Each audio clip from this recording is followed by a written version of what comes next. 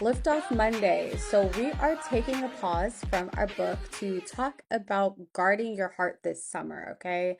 As teenagers, you're currently out of school, you're hanging out with friends more, you're probably staying up late, you have more access to the internet, you're having fun at your summer camps, things like that. That gives the opportunity for the enemy to come in and get into your thoughts, your feelings, things like that. If you are hanging around the wrong group, if you are accessing things online that you really shouldn't, it leaves the door open for things to get into your heart. So Proverbs 4:23, it says, "Keep your heart with all diligence, for out of it springs the issues of life." Okay.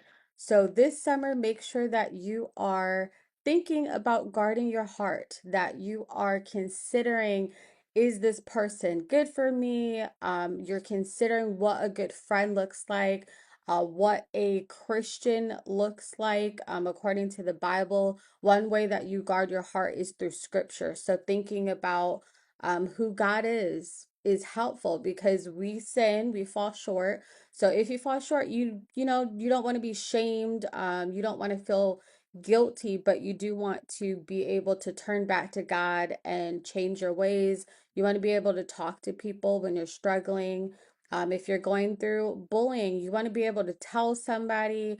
You want to clearly know how to protect your heart, so that it's not chaotic this summer. So be safe. One of the things that I came across in the news is this app that kids were downloading and they were just on there having a ball, but it was adult content. That is not something that clearly teenagers need access to.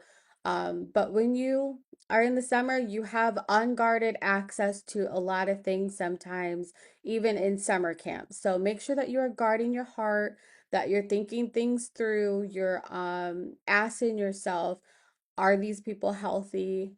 Is this something I should be watching? Is this something that I should be thinking about? Is this something that I should be listening to?